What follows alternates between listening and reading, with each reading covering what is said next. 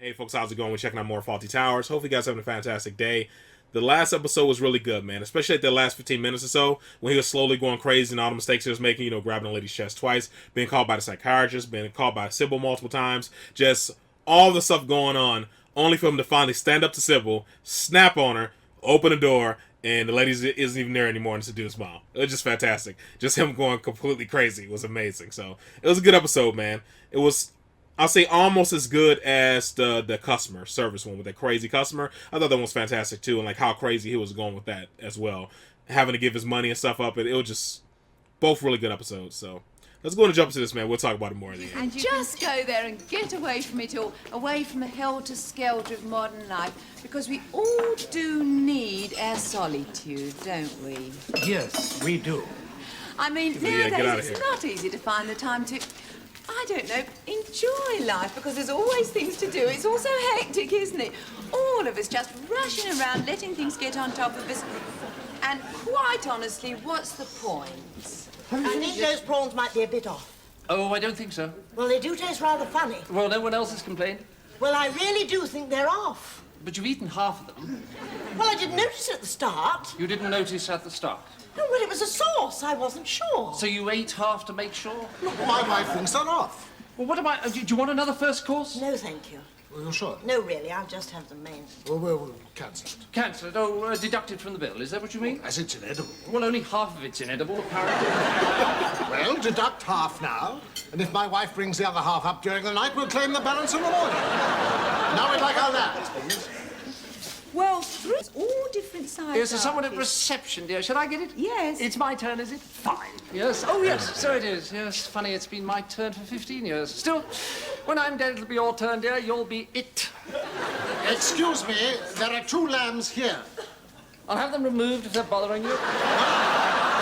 Yes. Your lambs will be getting cold, Mr. Johnston. Colder. If you'd like them warmed up, I get it. you could get your wife to sit on them. I'm so sorry with the rubbish we get in here. Now, if you'd be so very kind as to fill that form out. What? How much of this Mickey Mouse money do you want to keep the chef on for half an hour? 1, 2, 3, 20 pounds, huh? Is that enough? I'll see what I can do. Thank you. Excuse me. Pardon, excuse me, please. This way, Boraki. This way, please. God bless them. They're having a rough day. Oh, I don't find it too gloomy, do you, Sybil? Yes, I do, Basil. Oh, yes, my wife finds it too gloomy. I find it rather bracing. What do you find bracing, Basil? The damp, the drizzle, the fog? Well, it's not always like this, dear. It changes. My husband's like the climate. He changes. This morning he went on for 2 hours about the bloody weather. A Waldorf salad. Well, I think we're just out of Waldorf. I don't believe this. It's not very well known here, Harry. Yes, may I recommend tonight... Now, look, I'm sure your chef knows how to fix me a Waldorf salad, huh? Well, I wouldn't be too sure. Well, he's a chef, isn't he? Yes, you wouldn't prefer... Well, find out, will you? Just go out there and see if he knows how to fix me a Waldorf salad. Of course, yes. God bless him. This dude has a temper. He's not absolutely positive. He's almost got it. It's lettuce and tomato, walnut... No. It's celery, apples, walnuts, grapes. Exactly. I want a Waldorf salad. Absolutely. 1 Waldorf salad. And a green salad for me. And 1 green salad, yes. And if we can't manage the Waldorf salad... I want a Waldorf salad and to follow a couple of filet mignons. Steak. Steak. Done rare. Done rare. Not out of a bottle. Not out of the bottle, right. Would you care to see the wine list? I'm awfully sorry. He's forgotten already. Walnuts, cheese... No cheese. It's celery, apples, walnuts, grapes. Right. In mayonnaise. Right. Now, come on. He's about to get up and start throwing hands in a minute. Pissed. Would you excuse me one moment? Excuse me, a bottle of Volnay, please. Of course, thank you. If you just look. I have looked. There's no celery. There's no grapes. Walnuts. That's a laugh. Easier to find a packet of sliced hippopotamus in suitcase sauce than a walnut in this bloody kitchen. Now, we've got apples. Oh, terrific. We'll celebrate. We'll have an apple party. Everybody brings his own apple and stuffs it down somebody's throat. I will find everything. Just go and get a bottle of Volnay. What is a Waldorf, anyway? A walnut that's gone off? With celery. Yes, it's a traditional old English thing. It's apples, grapefruit, and potatoes in a mayonnaise sauce. No, I don't think I ever tried that. Ah. Don't think I ever will either. Yeah, well, that's probably pretty sound. Well, look, about this Waldorf salad of yours. Yes. On the celery front, well, perhaps I should explain. We normally get our celery delivered on a Wednesday, along with our cabbages, onions, walnuts, grapes, that sort of thing. But this week, the driver... Mr. Fawlty. Yes, he was putting the crate into the van. I'm not in. And he sort of slipped forward, and the van door Dude, caught just his say arm you like don't that, and it have may the have fractured ingredients, it. man. You don't have it. They did the X-rays, and we'll know tomorrow whether they're going to have to operate. And to cut a long story short, we don't have any, no. But, so, makes you think how lucky you are, doesn't it? I mean, here we all are, with all our limbs functioning. I mean, quite frankly, if you've got your health, what else matters? What a bunch of crap. Holy cow, can't you see what a crummy dump this is? You listen to this, are you, Terry? I'm talking to you. It's all right, Terry, you can get Shut out up, of will your... you? Listen to me. Can't you see this ain't good enough? Yes, I see what you mean. And then you give me some half-ass story about some delivery guy busting his arm. Now, look, Fawlty, if your chef couldn't find the ingredients from that guy, why didn't he get them from somebody else, huh? Exactly. Yeah, it's hopeless. What? It's hopeless. Completely hopeless. Right. Yeah. You're the manager, aren't you? You're responsible. So what are you going to do about it, huh? I'll have a word with him. Have a word. Man, you gotta tell him. Lay it on the line. Lay it on the line. Tell him if he doesn't get on the ball, you're gonna bust his ass. Bust his? I'll tell him. No, I'll tell him. Terry, leave it to me. I've got it. Bust his Ass! Oh, that! And 2 green salads. Mr. Hamilton has his Waldorf salad, dear. No, dear, chef couldn't make it. He didn't have the ingredients. I just smashed his backside about it. But there it is. What? There's the Waldorf salad. Chef found the ingredients. Fine. Well, if he found the ingredients, why didn't he tell me? Subordinate, he's been struck dumb. Has somebody torn his tongue out in the last 2 minutes? Maybe Robinson's arm got better. I'm sorry about this. It's all right. No, it isn't. It doesn't matter. Well, it matters to me. Not to me. I got my Waldorf salad. Yes, excuse me. For God's sake! Dude, he had his food. Chef, Would you bring that back here? Jesus, I'm so Fawlty. sorry. I'll just get it back for you. Sorry, I'll give you sorry. Get off your knees. What's that? A letter. Letter. A letter from the chef. It explains everything. Letter from the chef. Yes, he wanted to apologize. But why, personally, though, but I didn't dude? want him This dude wasting makes your everything time, so I worse. thought, Look, just forget about it, will you? Well, I'll read it for you. I want my Well, stamp. wait a moment. Dear Mr. and Mrs. Hamilton, I hope you are well. This is just a brief note to say that I take full responsibility for the dreadful mess-ups tonight. If I'd only listened to Mr. Fawlty, none of this fiasco would have occurred. I'd just like to tell you that such a cock-up has never occurred in my career before, and that now everything has been sorted out, I'll be back to my very best form. Signed, Terry.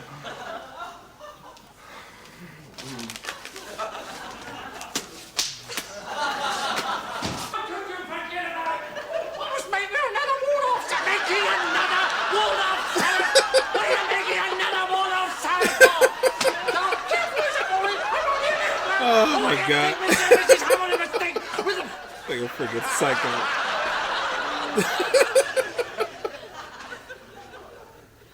Mr. Hamilton, may I introduce Terry Hugh? Where did he go? Where's he gone? Did you see him? Maybe he went to get something to eat. Of course, if this little hotel is not to your taste, then you are free to say so. That is your privilege. And I shall, of course, refund your money. I know how important it is to you Americans. But you must remember that here in Britain, there are things that we value more. Things that perhaps in America you've rather forgotten about. But which, Oh to my we God, British, you go with a are can of far, worms. far more important I'm not satisfied. than many of the... Everybody's going to want a refund I'm now. not satisfied. No, we're not satisfied. Well, people like you never are you? What? There's nothing I could do would please a pair like you, short of putting straw in the rooms. I think you're the rudest man I've ever met. I haven't started yet. You're not going to. I have to put up with from you people. You punts in here expecting to be waited on hand and foot while I'm trying to run a hotel here. Have you any idea of how much there is to do? Do you ever think of that? Of course not. You're too busy sticking your noses into every corner, poking about for things to complain about, aren't you? Well, let me tell you something. This is exactly how Nazi Germany started. Lay about with nothing better to do than to Drama cause trouble. queen. Well, I've had 15 years of pandering to the likes of you, and I've had enough. I've had it. Come on, pack your bags and get out. They're packed. Order 10 taxis, will you? I'll pay for them. Come on, come on. What? Out. Everybody out. Come on out. Rouse. Rouse. Rouse. Well, let me explain. Oh, shit. Workhorse. They The losing guests it. and I have been having a bit of an old chinwag, and the upshot of it all is they're off. Off? Well, let me put it this way, dear. Either they go or I go. Right, come on back, everybody. My wife's had a better idea. Come on back. I'm going instead. Well, goodbye, dear. It's been an interesting 15 years, but all good things must come to an end. I hope you enjoy your new work here, helping to run a hotel. Goodbye, Major. Goodbye, ladies. Give my regards to Polly and Manuel. Bye, dear. You've forgotten your keys, Basil. So I have, dear, yes. Oh, and goodbye to the rest of you. I hope you enjoy your stay here. Don't forget any complaints. Don't hesitate to tell my wife. Any hour of the day or night, just shout. Bye.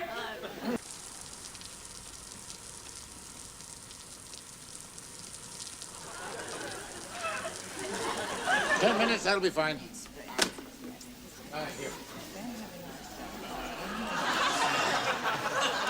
Hello, dear. I'm back.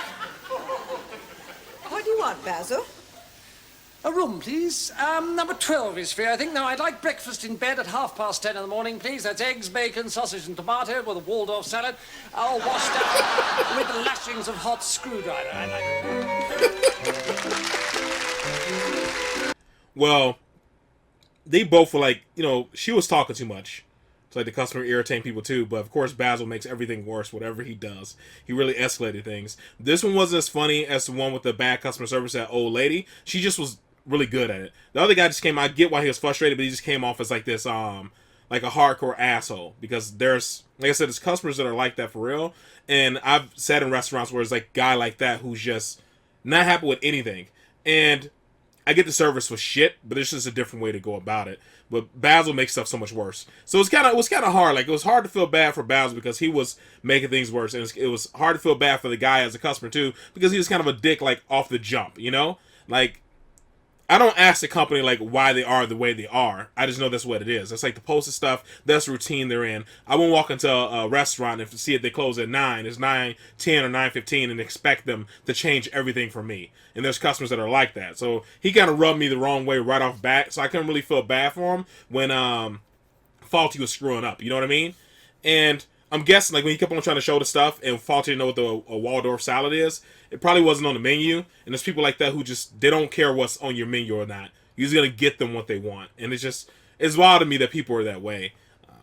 But like I said, it wasn't as funny to me as the lady, because the guy was just like an asshole. It felt like somebody who has poor customer service. I've said it before, like Fawlty has terrible customer service, in an argument with a guy who expects too much from whatever establishment he's at. So it was like two people that it kind of almost, like, it almost nulled out some of the comedy, because it was a bit too, I'm gonna say real, but yeah, I go with that. It's a bit too real, you know what I mean? So some of the comedy was nulled out because of it.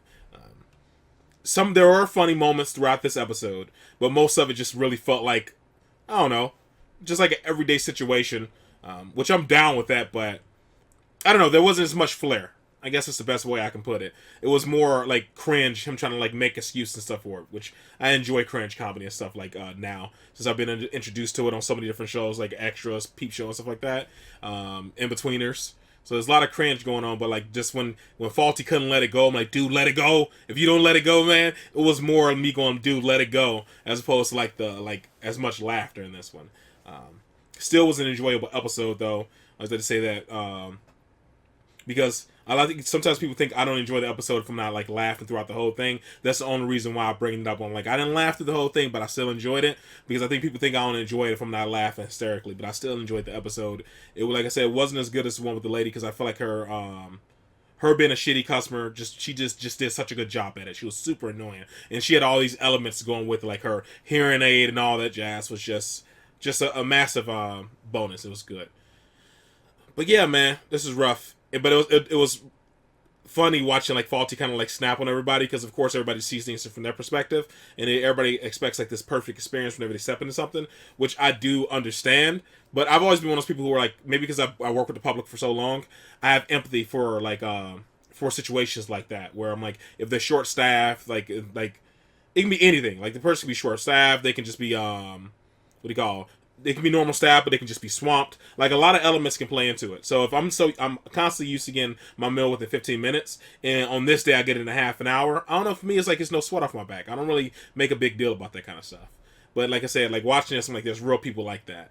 And I get why Fawlty was frustrated because like he's like, you don't really know all the elements that go into this, like all the stuff I have to do. You really just focus on your own experience, and a lot of people do that.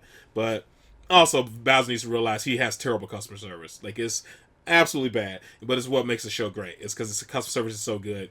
I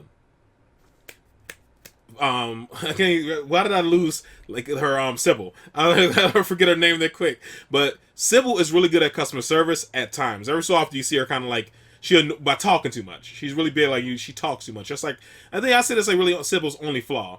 Like she talks down like Fawlty and stuff, but he kind of needs it, you know, because he screws up so much. But their only flaw is she kind of talks too much, and she always has to kind of repair his situation, so they will lose a lot more customers. But it was I'll say my favorite part was him leaving, and I think it like clicked. Not only that he was in the rain, he kind of screwed up, but it clicked that like now that he doesn't work there, he gave up everything. He's a customer now, so he's able to walk in and like give all these outlandish demands. So it was a nice ending to the episode. Yeah, so this is good, man. I enjoyed this episode, and yeah, I don't really have anything else to say. I enjoyed this episode. I did like the other one a bit more in regards to having a shitty customer. I like the other one a bit. I like, I don't want to say a bit more. I think a lot more. I like the other one a lot more. That lady was just really good. I forget her name now, but she was really good at playing a shit customer. Alright guys, that is it, man. That is all for this one, man. Hopefully you guys are happy, safe, and healthy. I'll see you in the next one. Later.